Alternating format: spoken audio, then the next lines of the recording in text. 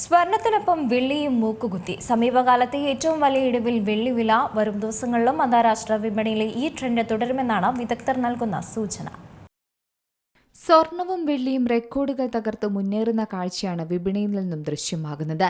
വെള്ളി ആഭരണങ്ങൾ ഇപ്പോൾ ട്രെൻഡാണ്. കാരണം വിലക്കുറവും ട്രെൻഡിംഗ് ലുക്കും ഈ ആഭരണത്തെ യുവജനങ്ങൾക്കിടയിൽ പ്രിയപ്പെട്ടതാക്കുന്നുണ്ട്. പ്രത്യേകിച്ച് സ്വർണത്തിന് റെക്കോർഡ് വിലയുള്ളപ്പോൾ വെള്ളി വാങ്ങി ആശ്വസിക്കാമെന്നാണ് പലരുടെയും മനോഭാവം. അതിനാൽ തന്നെ വിപണിയിൽ സ്വർണവും വെള്ളിയും കട്ട കോമ്പറ്റീഷനിലാണ് നടക്കുന്നത്. എന്നാൽ ഇപ്പോൾ വെള്ളി വാങ്ങുന്നവർക്ക് ആശ്വാസകരമാണ്. കാരണം ആഗോള വിപണിയിലുണ്ടായ അപ്രതീക്ഷിത തളർച്ചയെ തുടർന്ന് സ്വർണത്തിനൊപ്പം വെള്ളിയും മൂക്കുകുത്തിയ അവസ്ഥയാണ്. സമീപകാലത്ത് ഉണ്ടായ വെള്ളിവിലയിലെ ഏറ്റവും നേരിട്ട പ്രതിദിന ഇടിവാണ് ഇന്ന് സംഭവിച്ചത്. വെള്ളിവില കിലോഗ്രാമിന് 6,750 രൂപയിലധികം ഇടിഞ്ഞിട്ടുണ്ട്. ഇതോടെ വെള്ളി വ്യാപാരം കിലോഗ്രാമിന് 2,28,200 രൂപ എന്ന നിരക്കിലേക്ക് താഴേക്ക് പതിച്ചു. ഏകദേശം 2.7% ഇടിവാണ് രേഖപ്പെടുത്തിയത്. വ്യവസായ ആവശ്യങ്ങൾക്കായി വെള്ളിയെ കൂടുതലായി ആശ്രയിക്കുന്ന മേഖലകളെയും ഇത് ആശങ്കയിലേക്ക് തള്ളിവിട്ടിട്ടുണ്ട്.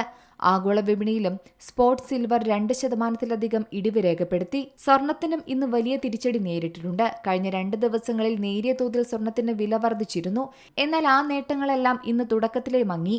ആഭ്യന്തര കമ്മോഡിറ്റി വിപണിയിലും അന്താരാഷ്ട്ര സ്പോട്ട് മാർക്കറ്റിലും ഒരേപോലെ വില കുത്തനെ താഴേക്ക് പതിഞ്ഞു.